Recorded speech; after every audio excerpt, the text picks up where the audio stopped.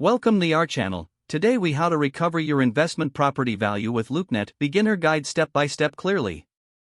To begin recovering your investment property value with LoopNet, first, visit the LoopNet website. Create an account if you haven't already.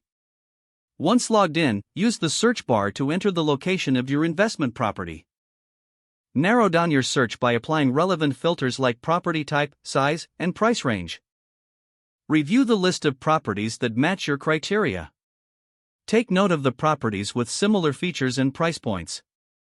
Click on these listings to gather more detailed information about each. Pay attention to market trends, including the average price per square foot and recent sales data. Next, analyze the comparable properties to understand their amenities and conditions. This will help you identify what upgrades or improvements may enhance your property's value. After collecting relevant data, create a detailed assessment of your property's current condition. Highlight its strengths, such as location, features, and any recent upgrades. Also, acknowledge areas that may need improvement to match competitive listings. Consider real estate market dynamics in your area and factor these into your evaluation. Once you have a complete assessment, determine a target value for your property. With your target value in mind, strategize on potential renovations or marketing strategies. Utilize LoopNet to list your property, ensuring your listing stands out with high-quality images and engaging descriptions. Incorporate the insights gained from your research about comparable properties into your listing. Make sure to list the unique features that set your property apart from others. After your property is live on LoopNet, monitor activity and adjust your marketing strategy as needed. Engage with inquiries promptly to maintain interest.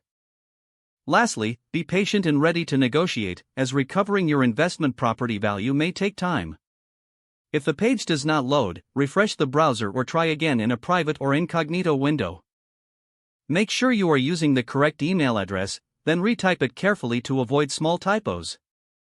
If your password is not accepted, use the reset option and create a new strong password you can remember.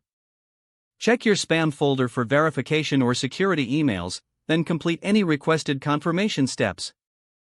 Enable two-factor authentication if available to improve account security and reduce unauthorized access risk.